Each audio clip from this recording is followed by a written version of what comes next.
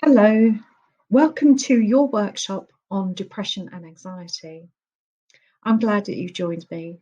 My name is Christine Moran and I am an MHFAE Associate Instructor on behalf of Mental Health First Aid England, who are bringing you this workshop today in association with Thrive London.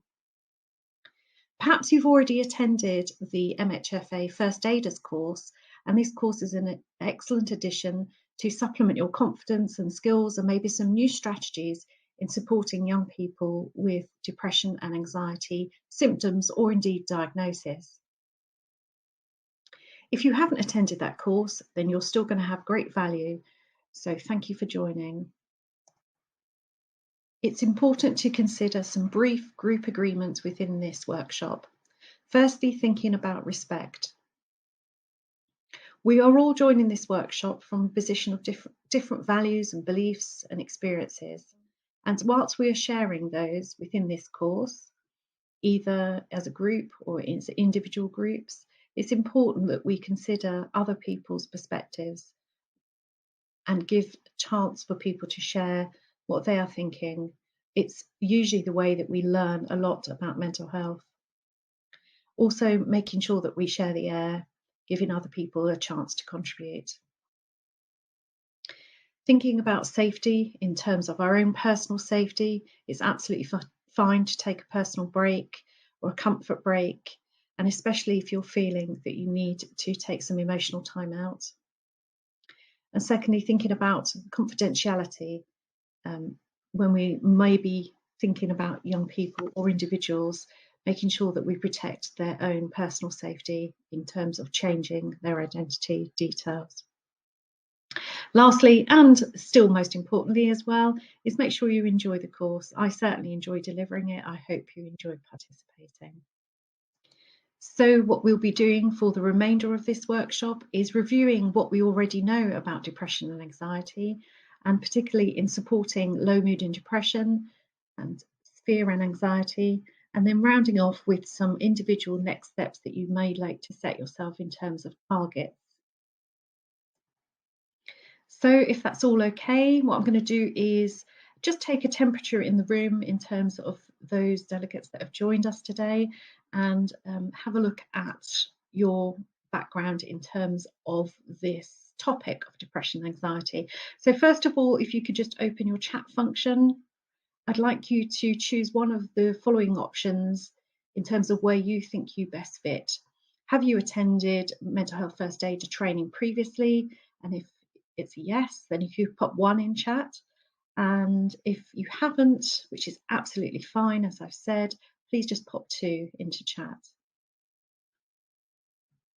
Okay, so it's looking like most of you have attended that training. Excellent. Keep using the materials. You may see some slides that remind you of some of that content, just to put perspective on this course. And the second question that I'd like to ask, again, if you could pop the answer that best suits the category that you fit into, if you just pick one of these. 1, I am new or new to this role, or new within the organisation, or I've not had much mental health training. Any of those, if you are feeling that's the one that fits you most closely, pop that in chat. Number 2, I've had some training, but keen to build my confidence, skills and strategies in supporting depression and anxiety. And number 3, I'm confident in supporting depression and anxiety. It actually doesn't matter which category you fit into, you still will hopefully get some great benefits from this workshop. But if you just put one of those in. So it's looking like from chat that most of you feel like you fit into category number 2, which is probably what I would be thinking. And excellent, thank you. So now we'll get started on reviewing what you already know. Looking at mental health generally, just to reorientate ourselves generally in this area, and then more specifically into spotting signs and symptoms around mental health distress, particularly around low mood and anxiety, and then also reconsidering some of the barriers and complexities that we have when we are supporting mental health distress. and we'll be doing an activity in this area. So just to reorientate ourselves here, thinking about that concept that our overall health is a mixture of physical health and mental health, both of which have an integral contribution to each other. Here we see Joe, who is used in some of our other materials for working in schools, for allowing young people to have their own personalised plan of wellbeing. So perhaps more about that later. The questions that we can ask ourselves while thinking about this slide is actually, do we consider our mental health? How open are we about mental health in our workplace with our own self-care and also with our young people? How open are we about both physical and mental health? Is that equal? And which one do we consider as more opportunities for stigma and discrimination? So continuing our conversation here about Joe, we can see Joe's on a wellbeing journey. Now, specifically honing into mental health, we can see that Joe's journey is more positive and maybe more challenging in certain parts of the wellbeing journey, whether that's on a daily basis, weekly basis, across a number of years. At some points, denoted in the kind of yellow-orange, Joe is coping well, feeling fit, perhaps achieving the things that they want to achieve, experiencing the everyday's ups and downs, but, has got sufficient protective and risk factors around them, protective factors around them that protects them from developing further mental health challenges, and also has good coping strategies as well. Then there's in the question marks perhaps some times when life is a little bit more challenging for Joe. Perhaps they're feeling a bit low or triggered, maybe a bit more anxious. It might be something that's explainable or something that just seems unexplainable at the time. But does Joe have enough coping strategies, and is Joe supported well enough to raise them up out of that question mark area? And then, unfortunately, like all of us, there's going to be other points in the wellbeing journey, looking at this red point here, where it may be harder for Joe to recover so easily. Maybe it's over a longer period of time, maybe the symptoms are more significant, and indeed probably a good time for Joe to reach out for additional support, and hopefully be noticed by those professionals around them. It can be useful to feed this in understanding into a concept. Oops, no. This seems quite viable for Joe. We can understand Joe's position because we can actually see the wellbeing journey that they're on. But that's not what everyday life is like. Perhaps when we look at these four diverse images of a young person, how easy is it to tell when somebody is experiencing mental health distress? How obvious is it that somebody might be anxious or with a low mood? It's going to be easier in some circumstances than others. How long are those signs and symptoms there? How severe are they? They're all types of complexities that make our role more challenging. Just to remind ourselves of how we conceptualize this in your mental health first aid training, reviewing here a slide from that training, the mental health continuum, where we consider the four broad quadrants that a person may fall into at any one period of time, knowing that it's possible to move from one quadrant to another. So somebody may have a diagnosis of a mental health issue and perhaps then be in quadrant 3, quadrant 4. The difference between the two in terms of not coping terribly well, maybe because they're not accessing support or not under the right support strategy at all, moving into better mental health. Over on this side, we have a young person who would not be showing very significant signs and symptoms of mental health distress, but could still not be coping that well or coping and thriving really well. As I said, you've previously reviewed this in your mental health training. We are all somewhere on this continuum. It's a really useful conceptual model that I share in all our courses. And there's a lot that we can say about this, but lastly, considering the stigma and discrimination that exists moving from one quadrant to another. It's always very useful to remind ourselves of that, whether it's about reaching out for help, whether it's about signs and symptoms not being that obvious, whether it's about one's own self-stigmatization in terms of what other people think of us. There's a whole range there. Moving directly into considering about depression and what we already know.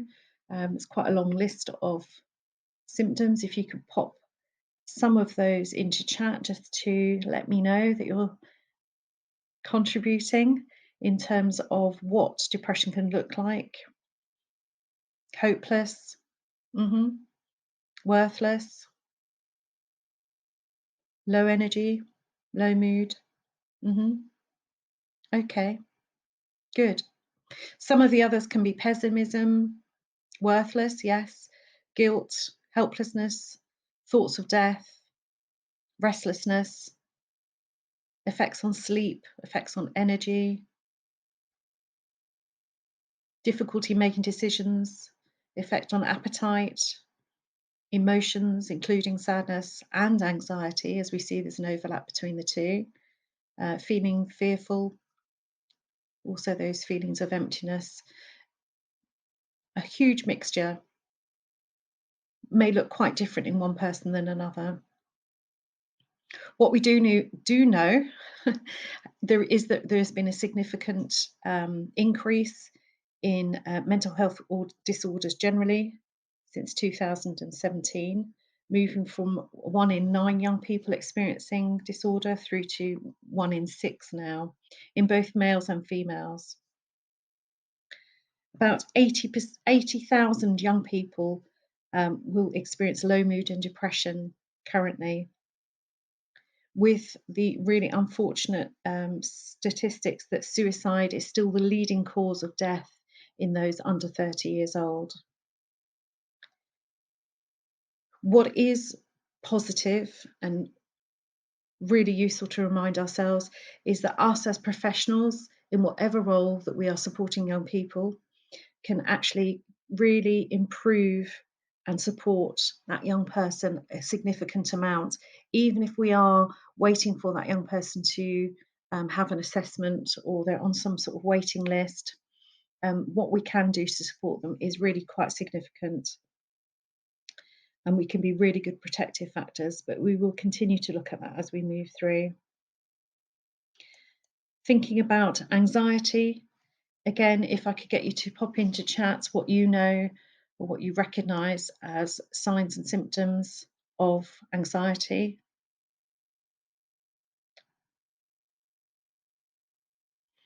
And just as a reminder from our previous training, some of the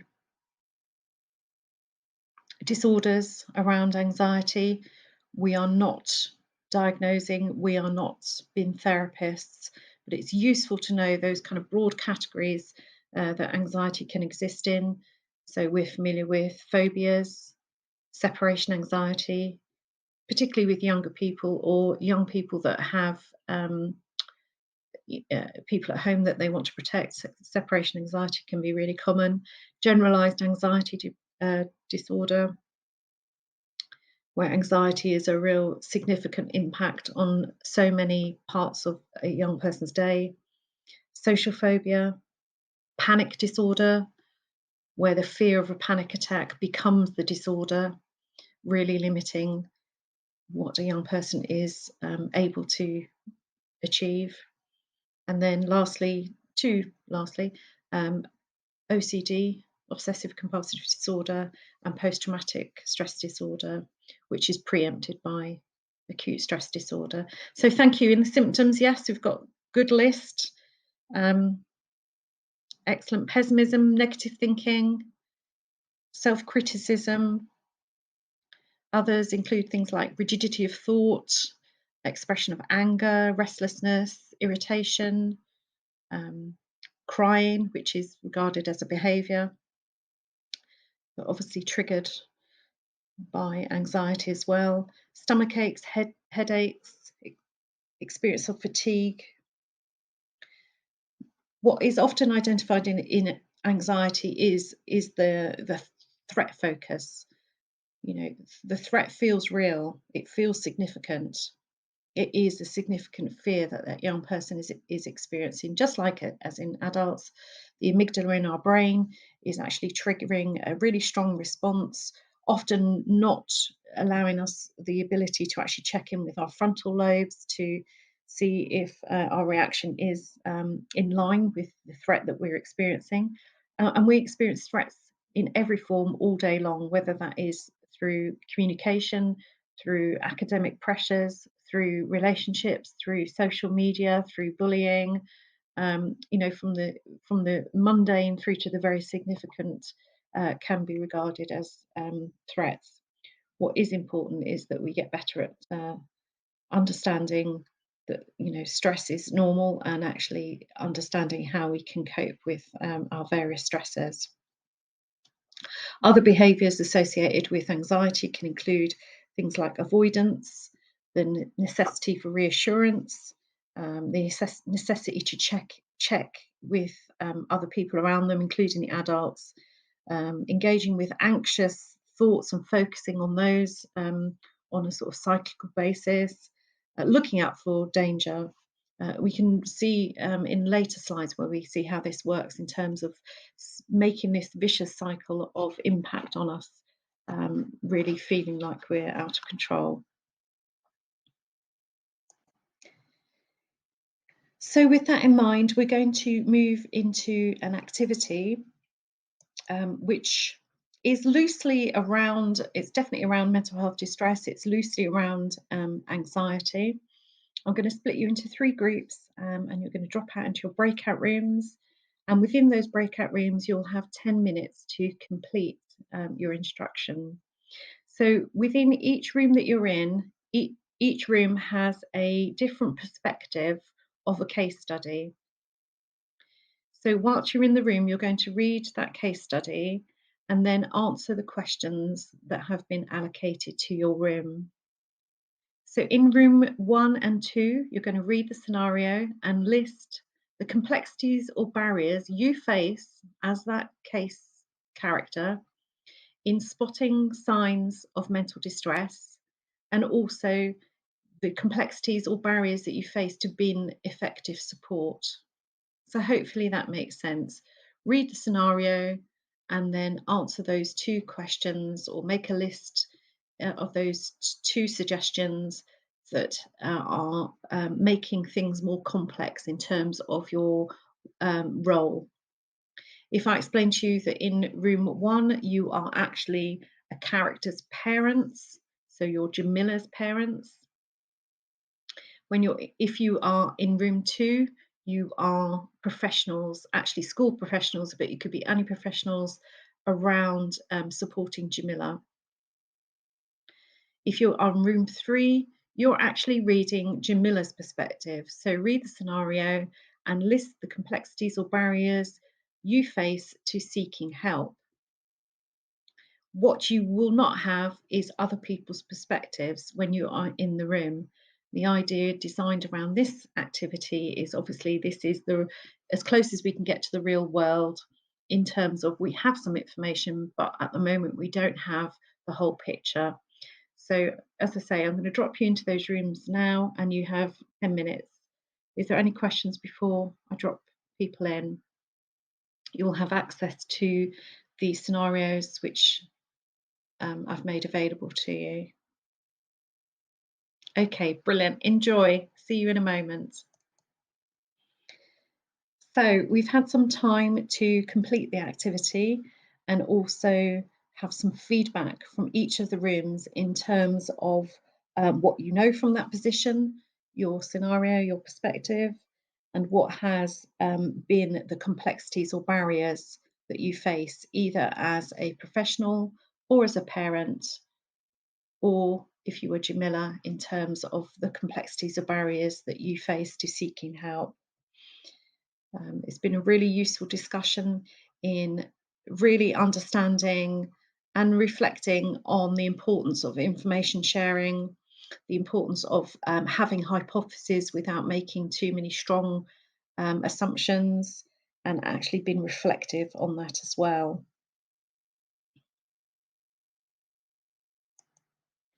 What it really does bring home to us is how easy it is to make an incorrect assumption, perhaps assuming that somebody is in more difficulty than they are, or at the other end of the spectrum, really underestimating how difficult life has got for somebody, that they may be under the radar, they may be minimizing the impact on them and not seeking help, which is indeed the case with Jamila.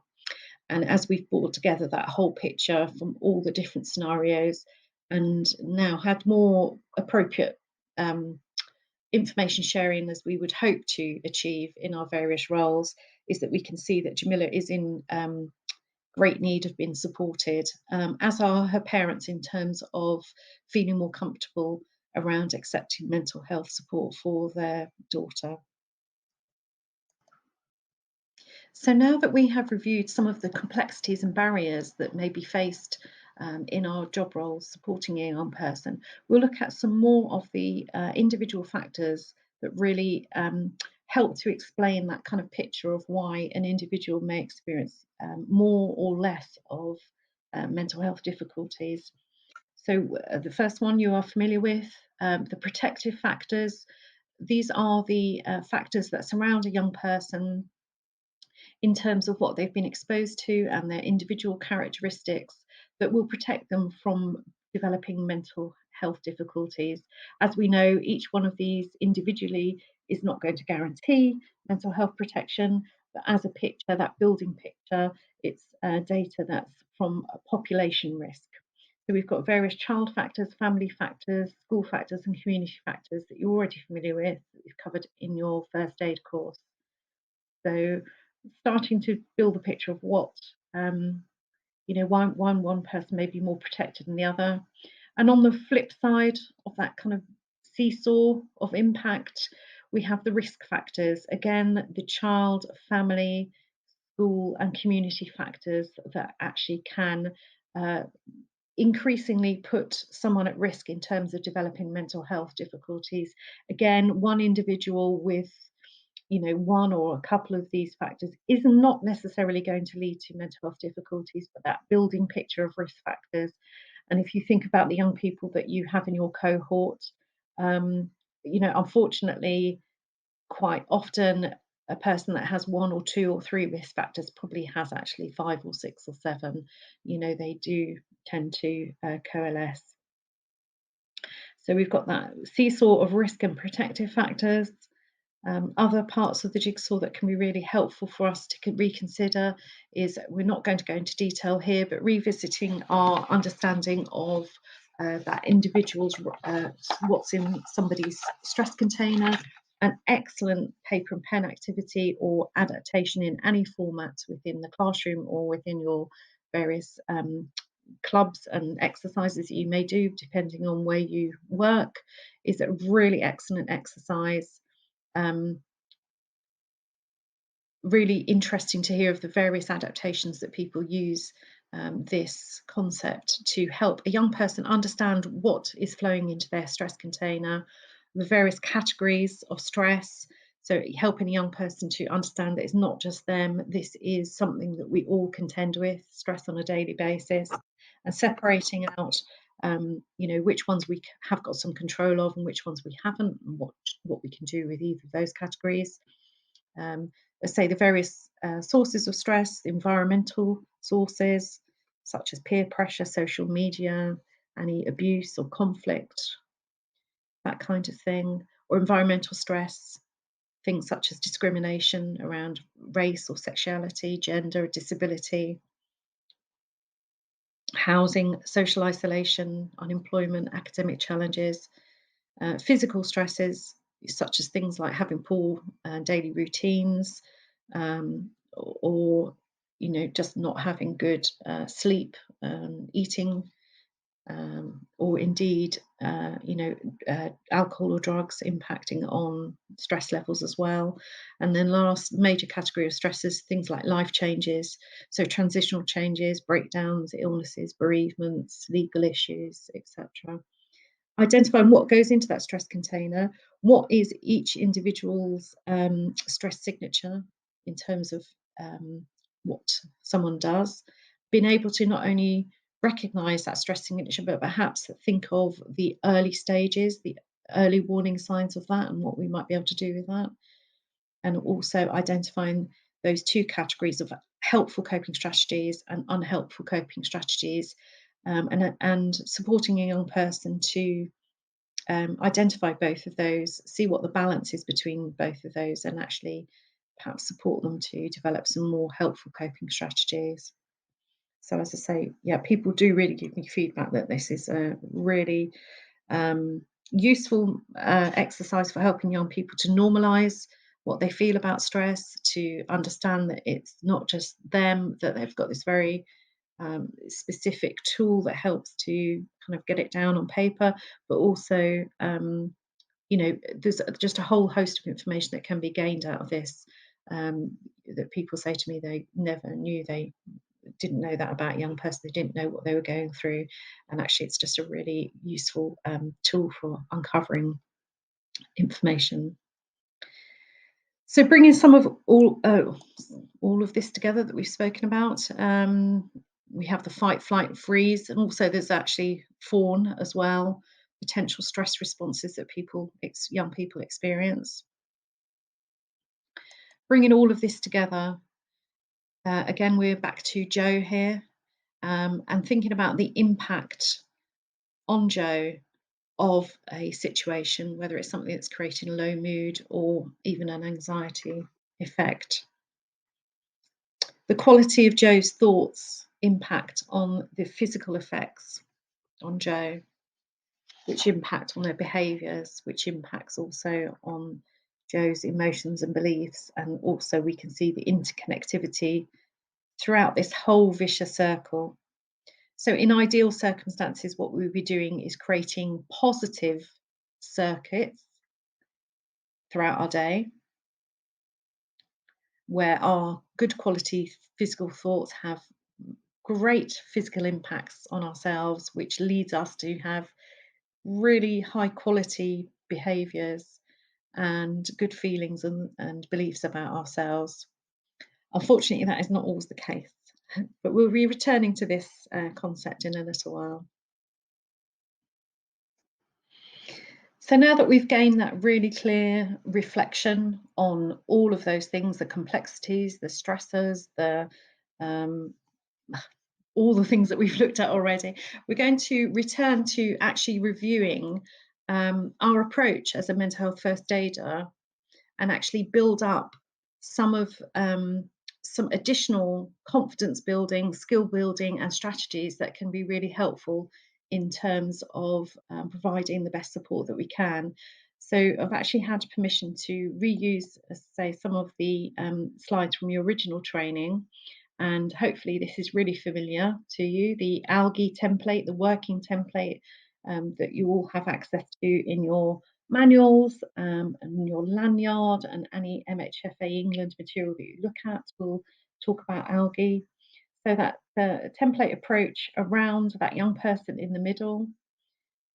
First of all, really always been mindful of approaching, assessing, and assisting with any crisis. So that's the first sort of mindset invitation that we have given you in that training, alongside listening and communicating non-judgmentally. These are the crisis stages. If there is no crisis, then we would obviously continue with giving information and support, encouraging that young person to get appropriate help if necessary, and encouraging other supports. We know the value of all of these, but we'll be approaching them one by one just to have that brief reminder. So as a reminder, within your material, you are familiar with the various risks of crisis at any stage with a young person, particularly the increased risk of suicide, and you've had specific training within your module on that, and perhaps you've chosen to take additional training in that area. Other forms of risk take the form of self-harm, assessing for panic attacks or indeed traumatic events. So, rely on your mental health first aid training material around supporting all those specifically, but we'll be touching again on a couple of them as we move forward. If there are no signs of crisis, then we would be moving on to action 2, although action 2 really is actually used throughout the whole process. And action 2, to remind us, is about listening and communicating non-judgmentally. For me, one of the very most important areas that we can do better is around listening and communicating non-judgmentally. Unfortunately, our work lives and often our personal lives as well lend us to come up with good solutions and fixes and making good assumptions and using our intuition. When it comes to mental health support, actually having clear understanding of what is it like to um, what is the experience that that young person is having at the moment, giving them time to explain, maybe overcome some of their perhaps shame or embarrassment or guilt, whatever they're experiencing, perhaps supporting them to find the right vocabulary, perhaps giving that young person time to gain your trust. All of these factors are so super important. And if we are in the mindset of our normal work role, which is actually, I need to get on, I need to help, I need to refer, I need to kind of make something happen, then that can really trip us up and waste everyone's time. And more importantly, perhaps really reduce that trust of that young person to actually open up to you. And a really important protective factor as well. If a person feels understood, that they are going to have that better support. And even if we're not coming up with the best solutions, people always talk to me about, actually, I really didn't think I did very much, but what I did was listened. I didn't even know what to say at the time, but I listened and I supported that young person to say, we'll find a solution together if you sit with me and we'll work it out. Reminder to people, Brené Brown, really good source of information, and you may have seen her videos already. And if you haven't, to remind you to actually just hop onto YouTube and have a look at the empathy video, empathy versus sympathy. It really helps to remind us of the importance of empathy in a conversation. So this is one of the slides in your post-workshop materials that I'll send out to you. I'm sending lots of extra materials. So just some sort of key reminders around some key areas here. Building trust through listening. We've got 1 to 7 here. Maybe not new concepts, but just a nice visual to remind us of the key concepts around the importance of listening.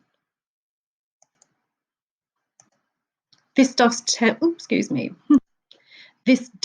us nicely into reflecting again on one major concept within your MHFAE training, the frame of reference. Our attitudes and those of others have the profound effect on how we support people with emotional and mental health issues.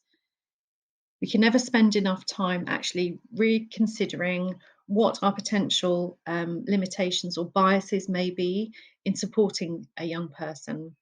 Perhaps we aren't very knowledgeable in an area, so we feel we're not going to be a good support. Perhaps we feel we're an expert, and so that means we're going to be a great support. Neither one are necessarily true. What we are there for in a mental health conversation is to listen and perhaps to be really mindful of our various biases that we would have identified in our previous training that may hold us back a little bit. That's not to say that we all want to become, homogenous characters. We are all unique individuals that can provide really interesting aspects, but in terms of actually that mental health conversation, who's not important at that time is us and our opinions, our attitudes, our values, beliefs, and experiences. Use them in tiny quantities if needed, but it's not our time. Just worth having a think about that. Which areas in my life, in my background and experience, have had a profound influence on me, and that may actually spill into those everyday supporting conversations that we think might be useful, and actually challenging ourselves to think perhaps they may not be. So we've now reached the point where we are clearly not in crisis and moving towards the third action of algae, our working template, action 3, giving information and support. And what we'll do now is actually look at a couple of slides that are more specific information around giving support and information for firstly depression and then anxiety. So I'll just talk you through them. So supporting young people with depression. These slides also will be part of your post resource sending out pack. So hopefully you'll find them useful.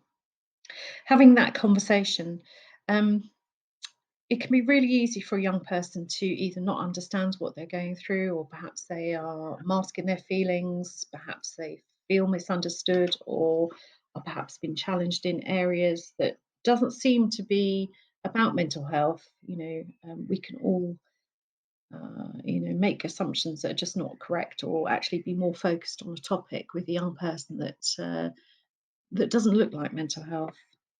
And it's really important that we actually have that conversation that is asking about mental health and using all the skills that you've identified already in your training.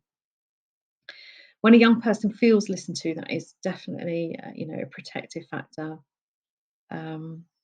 Just talking to them about their emotions generally doesn't have to be a very fancy conversation. Being approachable, really having that mindset of curiosity and being brave, and actually acknowledge when somebody is starting to talk to you about difficulties they may be having, whatever language that they're using, that you are feeling like you are approachable.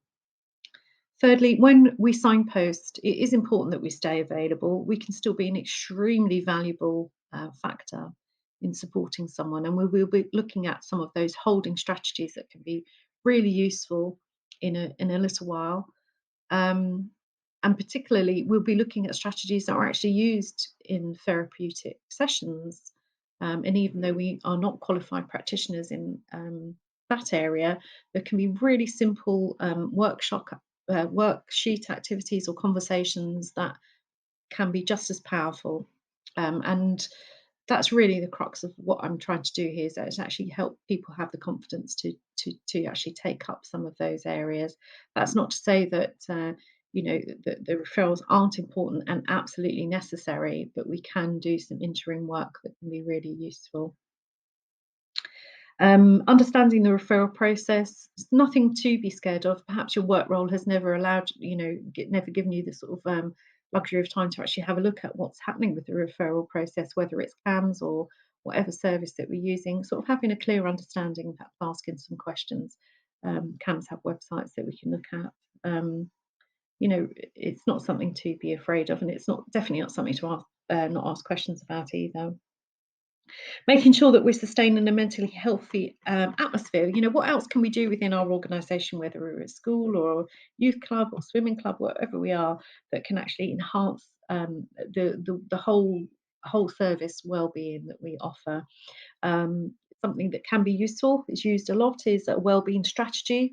So providing templates for actually assessing, what is the wellbeing strategy in my organisation. That may be something you've done very effectively, or something you haven't even thought about. And please contact me if you want any information on how to do that, because I've got several various templates that can be really useful for helping you to judge what is it that we do, what do people think we do. Often can be quite different things. What do we do well? Where are the gaps? How can we fill in the gaps? Is there stuff out there already? And I will say that there is so much good material out there on websites, all sorts of places, and it can be really quite hard to keep up, which is my next point, being aware of local and national services. There's lots of funding. There's no need to rework resources are absolute, tons out there. Again, please feel free to contact me afterwards if you want to discuss that, because that is part of my passion and work, is actually to try and keep up to date. Obviously, I'm not up to date with every area, but I have a pretty good idea of the national services and can give you good direction. Remaining in that non-judgmental space can be difficult when we are particularly triggered by a young person, or we seem to be on this merry-go-round for a long time. It can be really easy to be judgmental about an individual or a family, or what we might think of as excuses. It's really important that we are mindful that we avoid that as much as possible. Making referrals where necessary. Yes, being familiar with that process, whether it's about CAMS or safeguarding, where do I need parent permission, been knowledgeable around confidentiality, been okay with contacting emergency services if needs be, been familiar with safety plans, and their function. Again, if you want to have any information about that, more than happy to share what I have on my website around safety plans. Nothing to be scared of. And also, supporting parent support. What are we as an organisation able to do and already doing in terms of workshop parenting courses or the like, to try and, bring together that sort of circular support. So just some tips there. And then thinking about supporting a young person to manage anxiety. Um, really simple reminders, but worth remembering sometimes. When somebody's in panic mode, it's not the time for a big conversation or the time to set up a plan. We're going more back to basics in terms of actually helping that person to re-establish calmness, whether that is through gentle breathing or relaxation, bring them to a quiet place. Really seems obvious when it seems written down, but actually we can feel the need to actually understand what's going on and understand some of the background, and perhaps that's not the right time. Teaching me to be mentally health aware, I'm talking about the young person. Even just in the language that we can use as role models can be really important, whether we're talking about ourselves or actually introducing the topic of general mental health conversations. Something like, talk to me about how you're feeling when you're ready. That's quite a gentle way of making it an okay topic to talk about. And anything else that we can do to enhance mental health awareness with our young people. Things like visualization and mindfulness, any of those skills and strategies can and should be used. Again, it doesn't have to be a big program. It can be, real simple 5-minute reminders that can be put throughout your organization that makes it more accessible for the whole of the population. Improving emotional literacy, support me to make stress an informative friend. That real clear understanding that there can be positive aspects of stress at a low level, not over a long period of time, but how it's not necessarily negative. And the others make sense as well, and help me to reframe success. That last one, things like small steps in success, how I feel about failure, and maybe reframing that word altogether, and how easily that can be stigmatizing on myself. So moving on from action 3, the support and information, we will have a short review on the action 4, treatment and support for depression and anxiety. As we know from our previous training, CBT is a real crucial part of supporting young people. And we may think that once we've made a referral, that is definitely an area that we can't go to.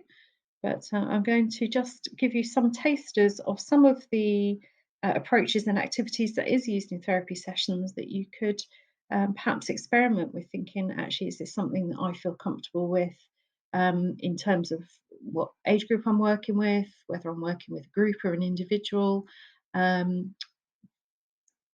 In your positions, you're well capable of actually considering to do that. And actually, I've brought Jo back into the room again to actually entice us to do that, because This is actually part of as I said earlier, a secondary school pack of resources, a whole program of lessons that young people are um, using to develop their own personalised wellbeing plan very, very effectively from year 7. In actual fact, there's a younger version, a primary version as well, right through to age 18. They understand, learn, and build their own plan of support. We'll look at the modules of that later. But if young people can understand it at age 11, and be quite comfortable with preparing their own plan, then I think as professionals we can perhaps do a bit of more of a confidence boosting job of actually using some of this ourselves. So as we said, we looked at the vicious cycle before. So just as an example, within the PHAC lessons that have been available for the last year that have had enormously positive feedback. They don't have to be just used in schools, but schools is a, not often, obviously timetabled in. Here we have an example of a young character here who is actually experiencing a better cycle of experiences now that they've made particular changes. So without going into detail of the scenario, we can see that the quality of thoughts are positive and perhaps improved from before. The physical experiences, feeling rested, feeling fit, seem okay, improved sleeping, routines, etc. We can see a whole host of behaviours that seem positive and impact on all the cycle as well, likewise with the feelings and beliefs. And we can see how this character's, I'm sorry, I can't remember the name of this character. I created it. This whole program I created over a period of years. This character is having, positive thoughts impacting on physical experience, which impact on the feelings and beliefs and behaviours and back to the thoughts. And so we can see how it's much improved, exactly the same as it would be for us. So this, in terms of thinking about CBT, so CBT, as we know, is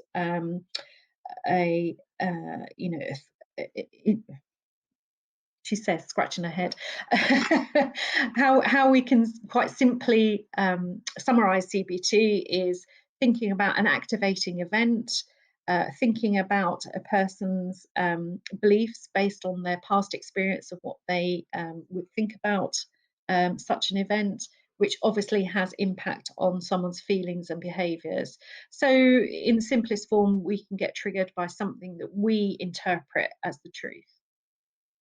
The difficulty that we have when we're actually challenged about this is actually understanding that our truth is only our interpretation. That can be quite a difficult and challenging thing to think about. So CBT is inviting us always to actually challenge ourselves in terms of my interpretation. Is that the only version? Is there evidence that actually I could interpret this in a different way? And therefore encouraging us to actually change the thoughts to impact on all of these other areas. So one of the, just put it onto the next screen. I'm going to look at this in a moment, unhelpful thinking styles. So again, this is something that you reviewed probably briefly within your mental health first aid training. And this is one of the approaches, again, that is used in therapeutic sessions that is actually extremely useful and absolutely something that you can actually have I was going to say have a go at, but actually introduce some specific exercises, maybe worksheets, to help a young person identify what their thinking styles is like. And again, this is part of the schools program where young people do this for themselves, but there's absolutely obviously no harm in us understanding that, even if we never participate in the program. Our language and our thought process and what we think about ourselves and what we say about ourselves and how we express our opinions on what we're experiencing is extremely important. It's extremely impactful on that vicious cycle. So if we are, or a young person is that type of person that is going to either catastrophize, jump to conclusions, have that black and white, all or nothing kind of thought process. It can be extremely limiting and damaging. Again, it can be something that's quite habitual, something maybe they learn at home, or actually they've adopted because they feel quite low through depression or anxiety, and it becomes a habit that is, not terribly difficult to get out of, but it's actually often something that people don't pick up on. There's all sorts of ingenious ways that you can kind of make this a fun activity to help people identify what their one or two or three unhelpful thinking styles is having, and not only identify them, but what can I do as an alternative? So again, contact me if you want some more information on that. But this is just an example of one type of area that we can have an impact that is done in sessions. Some of the other things that are done in sessions, have a think, do I do this already? Is there something I could do more of? Education around anxiety and depression. Do I have access to good material that helps to explain to a young person or a class or a group about anxiety and depression, so it becomes normalized, so it becomes understood, so we're able to role model conversations about it. Secondly is cognitive restructuring, so something like we're looking at here. Thinking about things in a different way has an extremely useful impact in terms of both treatment of anxiety and depression. Possibly the introduction of things around relaxation type tools, very often introduced into sessions. Again, something that we can and do really well. Confrontational or step approach to changes behaviours. We'll look at that in just a moment. Problem solving skills, again, easy to teach, very easy to teach. And lastly, things like working with families, that those additional conversations around the supporting network for that young person. So what have we got? They've got 1, 2, 3, 4, 5, 6 areas. Nothing that actually we can't actually have a small impact at in supporting that young person. So moving on from the kind of cognitive restructuring type approach, this is just one example. There's lots of others.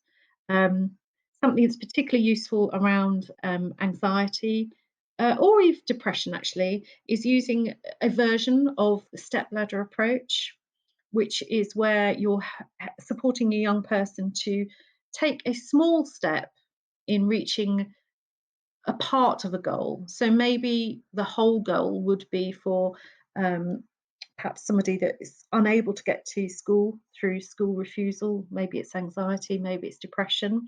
That's a big goal to achieve. Maybe you're familiar with this already, maybe you use an approach like this already. Breaking a goal into much smaller steps, more achievable steps that are agreed with that young person so that they start to build their steps to success. Rating their anxiety at each step, and then working out actually what the next step is. And if it doesn't succeed, having a methodology of feeding back and reframing that, maybe most possibly breaking that step down into even smaller steps. So again, this is an approach that's used in some of the therapeutic approaches. There's lots of different versions. Again, some of this is in your post activities, but there's more if anyone wants to contact me ever. Okay, and then just lastly, thinking about the components of resilience. I deliver resilience skills. There's plenty of materials available to help build the skills of resilience for young people. Perhaps they haven't had massively good role modelling at home. Perhaps there is a certain personality or makeup where actually resilience is a little bit more challenging for them. Some young people are naturally more resilient than others, that's for sure, but there's definitely lots of areas where we can actually improve our skills. So for example, one that I often talk about is problem solving. If I was to say to any of you, how do you solve a problem, you probably look like, Christine, I'm not really sure what you mean. If you think about it, there is actually 6 identifiable steps. I always say 6 and then I'm not sure if there's 6, but let's go. So name a problem, list out some possible solutions, maybe research and list out some possible solutions, pick an option to try, try that option, review to see how well that option worked or not. Did it solve the problem? Did it get me partway through the problem? Did I fail? Did it fail? Was it too difficult? And lastly, is actually establish, is that a good solution for that problem? So that's something that most of us perhaps have learned through life experiences or were taught at home from an early age, not in that formal sense, but actually lots of young people just don't know how to do that. So that's one real clear, achievable resilience skill that we can learn. And there is lots of very good resilience material out there to help with all sorts of areas. So as we've seen lots of different ways of improving the experience of anxiety and depression for young people. So we're going to move on to an activity next. The activity, again, is going to be done in breakout rooms, 3 different rooms, but this time you've all got the same instructions. So when you are in the activity room, you'll be there for 10 minutes. You're going to read the case scenario. This time it's a young character called Hamid, who is experiencing low mood particularly, and also definitely some anxiety symptoms as well, in his experiences, as his mum has got a terminal illness, and Hamid is currently really struggling with coming to terms with what's going on for mum, and experiencing some quite significant anxiety symptoms. So in the room, you will have a chance to read the scenario and make 3 lists, 3 distinct lists, excuse me. For Hamid, what does Hamid have control over? So I'd like you to have an experience of thinking about what are the areas of Hamid's experience that he has control over. And rather than going big into the detail of what's the current experiences, think of the larger picture of actually what do we all have control over, and it will be the same for Hamid. Secondly, what is outside of Hamid's control? What aspects are probably quite worrying, frustrating, causing a whole variety of behaviours and emotions for Hamid that is outside of their control? And thirdly, what could they possibly influence and how? So there's a third area of possibilities to consider around what areas possibly could Hamid have some control over that may be successful, but they need to be limited. So we'll come back and review what you've put in your list in 10 minutes. So thank you for that, and also for your feedback.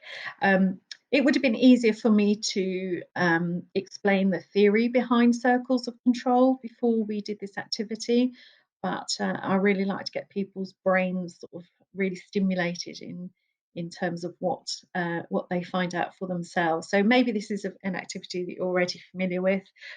Post this workshop, you will have access to a really good worksheet that will help to support young people in which areas they have control of, and which areas they have less control of, which areas they have influence over, and the benefits of actually understanding each of those areas and what they can do about each of those areas. So just in summary, we identified what areas Hamid had control over. So as we've already seen in our group chat, um, you know, what thoughts he has, what words he says, how he spends his time, where he spends his energy, just the same as the rest of us. Now, Hamid obviously is going through quite a lot of trauma and experience at the moment, so this really can be quite difficult for Hamid to actually really value and benefit from. So there can be some really good work to help Hamid do this actual piece of work. Which parts of my life do I have control? How can I benefit from them? Your post resource material will actually help to support you with that. Secondly, oh, sorry, that was not twice. Flipping over to the other side, areas that are out of our control. These are areas that we tend to get really quite worried, frustrated, sad about. They tend to take up a lot of our time, and a lot of our negative emotions. And as we can quite clearly see, if they're out of our control, what the heck can we do about them anyway? So, some really good suggestions in your resources around how supporting a young person to identify these, categorize these, and actually then have some good strategies for moving away from too many of them. And this last one, the one in the sort of middle center, the circle of influence. So these areas, again, we can't spend too much time and energy on these areas, or a young person shouldn't either, but there are ways that we can actually enhance or broaden our circle of influence. They're not always going to be 100% successful, which is why we're not suggesting that too much time is spent on them. But again, in your post resources, there's all of these areas that actually can be used to enhance the circle of influence. So helping that young person to work on their goals and their wins, just maybe like using that step ladder approach, helping a young person to identify the differences between those temporary blips in what they're experiencing versus massive roadblocks and pitfalls, and why obviously blips may be manageable, and what you can do about them, and why pitfalls and roadblocks are not only upsetting but actually not going to be helpful in terms of spending too much time and energy on them. Thirdly, thought challenge, which we've already had a quick look at. Again, loads of work, loads of material that can be done around thought challenging for young people. They love this in their PHSE lessons, having real specific strategies for challenging their own thoughts and coming up with new ideas. Um, Zip up, that's all around protecting a young person, or have a young person protect themselves in terms of what they're experiencing that is having a negative effect on them. And there, in part, I'm talking about some energy exercises because I'm an energy expert. Love this area in terms of helping young people to support themselves. And lastly is about switching tact. If we always do what we've always done, we're always going to get what we always got. Same with young people. So I know I'm not spending a lot of time on there. That would be a whole course in itself. Invite me back. um, uh, Really nice visual here, again in your post resources. I've seen it as a fish, here it's a tree. Helping a young person to identify, if we get down to this bit, is a worry about a current problem, or is it about a hypothetical problem? So we can see in anxiety, the hypothetical worries can be really quite massive, and then suggestions to deal with either one of those. So just a really easy work through visual helps the young person realize and identify that they're not that strange or different than someone else, and they've got something concrete to work from. So just to finish up, action 4 of professional support, but as we're seeing, there are things that we can do to support that. I've summarized here 10 useful things to consider around supporting anxiety. Just small reminders, you will be familiar with most of them. Again, it is summarised in your post resources, so you'll be able to review back on them.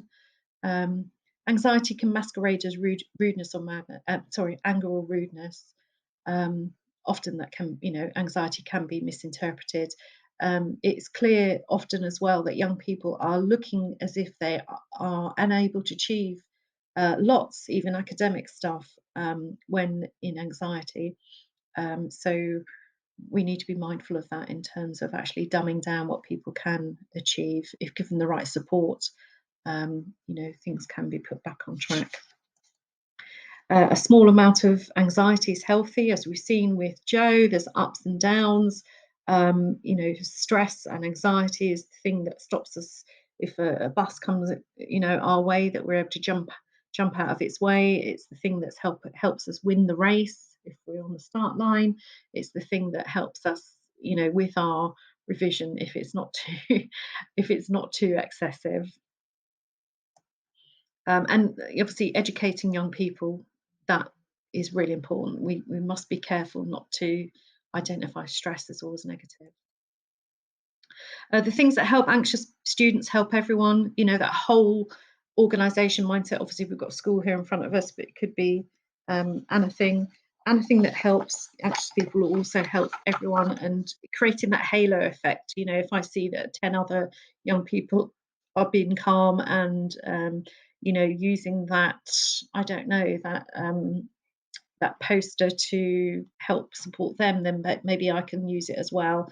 Really must universalize this approach towards mental health generally.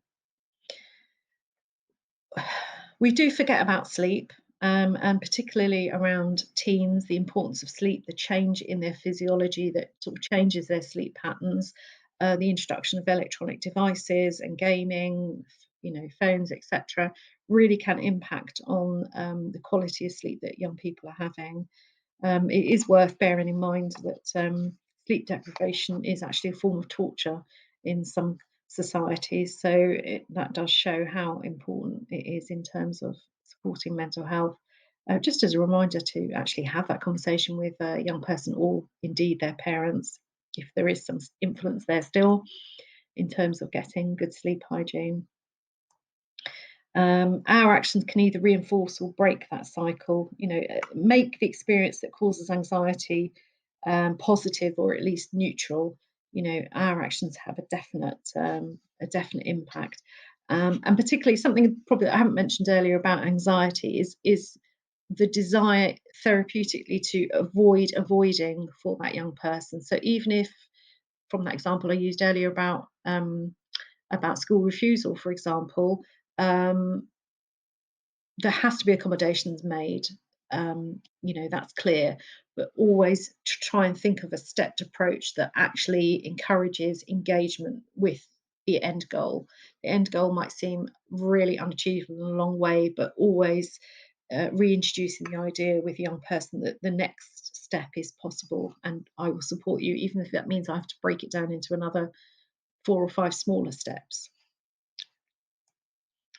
Planning for a crisis in times of calm.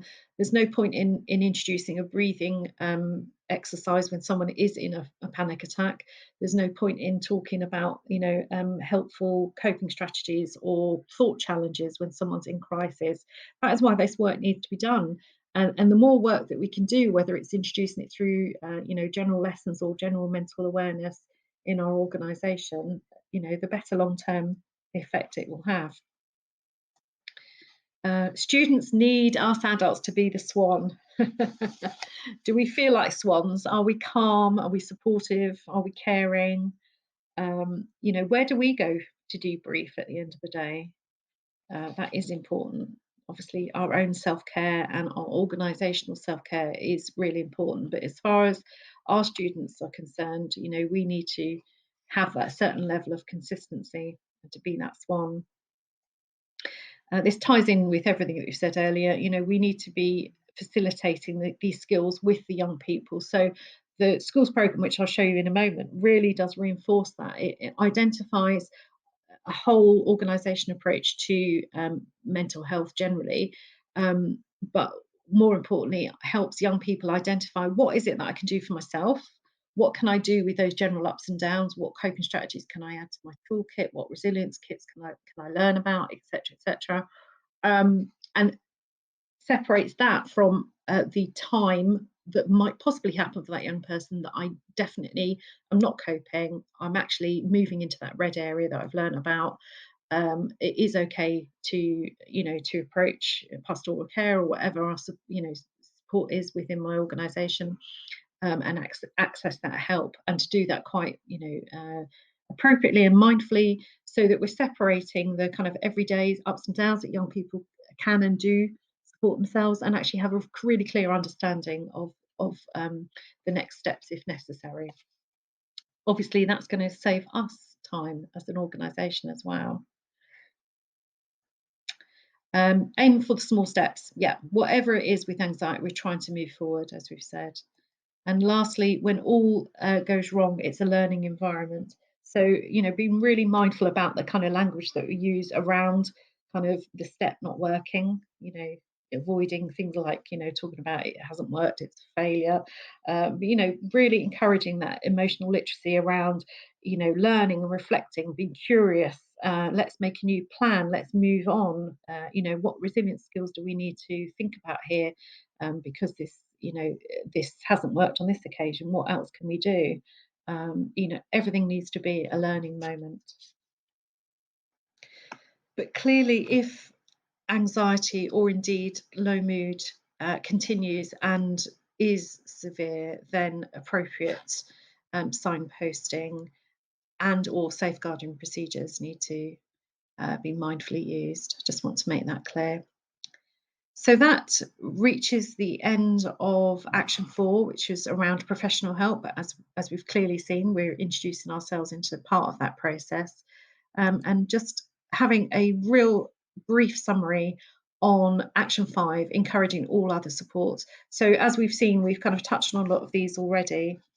I've just put some additional ones which can be maybe thought-provoking.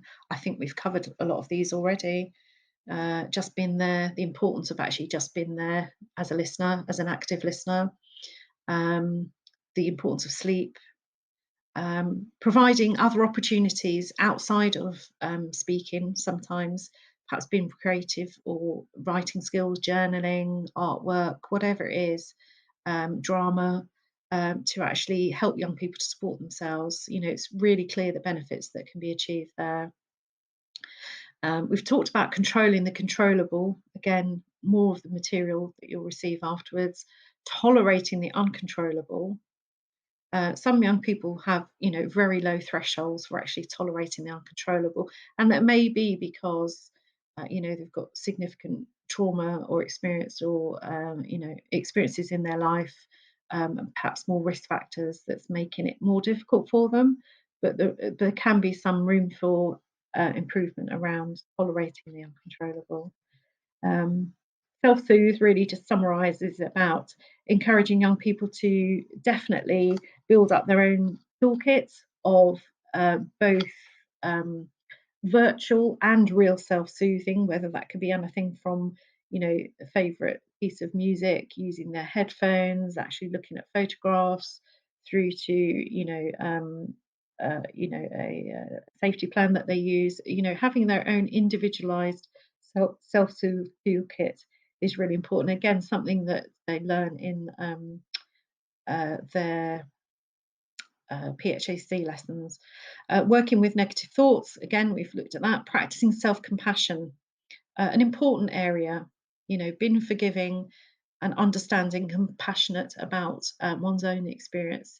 It's not about making excuses. It's not about needing to kind of improve on your skills or thought patterns, but actually we are terrible, awful judges of ourselves. So practicing self-compassion does have real value. Another area, again, repetition of lots of things that we've talked about, but really thinking of specific ideas that we can share with parents or carers at home that can be really useful. There's plenty of material out there. Again, individual questions to me afterwards if anyone wants specifics around that. But things like breathing techniques, mindfulness, exercises, worksheets, self-care support. Just a 10-minute conversation can really help make a difference on some occasions. So this is just a couple of slides listing out some of the parts of the healthy wellbeing programme that's used, particularly in schools, particularly in secondary schools. There are other versions of it that help young people cover all of these areas that we've talked about today. It is a generalised programme. It's not specifically for depression and anxiety, but as we can see, there's clearly some specific uses there. And here you see some of the modules that are available and on offer. The first module is the real key module for a young person to develop their own this plan, which is an actual booklet that they fill out in sessions. All the sessions are guided, i.e. they're audio and PowerPoint guided, so the teacher has all the material but doesn't need to they're well protected in terms of what they're exposing themselves to in terms of content. Just thought I'd put this slide up as a one of the last slides. Is really be mindful of our own self-care. This is the Great Dream from actionforhappiness.org website, which if you need a reminder, hop on there, have a look. They have these 10 keys to happier living, which was a New Economics Foundation massive piece of research, meta research around the world of actually what keeps us happy. And we have these 5 ways to well-being, which you may be familiar with: giving, relating, exercising, living life mindfully, and trying new things. And then 5 of these sort of more values and attitude types approaches towards happiness, a combination of which will lend ourselves towards having a happier life. Most of us are good at 2 or 3 or 4 of them, and then there might be 2 or 3 or 4 or 5 or 6 of them that we're not so brilliant at, that perhaps we ignore, we don't think we're good at, we find that we don't have time for. The challenges, that those are the ones that we probably need to exercise a little bit more. Great calendars that you can download. Young people particularly love them as well. Really, these calendars have each month they select one of the keys, and then the calendar has a tiny reminder each day of a way of achieving, whether it is acceptance this month, and each day there's kind of a tiny kind of suggestion of what you could do to build that kind of that key up. Really useful for yourselves. I say young people love them too. So just 3 more slides to finish up, and thank you so much for your attention today. Just a reminder of what we covered. We looked at healthy well-being and the general kind of individual characteristics around mental health, and then particularly moving into both depression and anxiety. We've looked at the majority of time looked at some additional specific supports around supporting low mood and depression and fear and anxiety. And what I'd like you to do in this last step is actually thinking about your next steps, and maybe having your own personal challenge of what you'd like to focus on in the coming weeks or months in terms of supporting young people. So whilst I just get that slide up, I'd like you to, young people love this one it's on the back of the, I can show, do I have a booklet here actually? It's on the back of, get it in front of the slides and back, and that's the plan that we were talking about earlier. Oh, get in front of the camera would be good, wouldn't I? Keep going the wrong way. That's the booklet that each young person does, and they put that on the back. They love it. You can't stop the waves, but you can learn how to surf. That is life, isn't it? And here in chat, just to finish off, I'd really love if you're able to drop into chat either number 1, 2 or 3, depending on what you'd like to focus on over the next few weeks. Number 1, I would like to focus on more awareness on the potential barriers that can mask or delay spotting signs of mental health distress. We did that whole activity around Jamila. Or number 2, you can select multiple ones, by the way. I will support people to understand and control manage their circle of control. So that activity that we did around Hamid, and not only understanding but also managing their circle of control in the various different sectors. Or number 3, I will expand the use of depression and anxiety resources and plans for people to help support themselves. So great, people are putting 1, 2 and 3, some people are putting 2, some people put 1.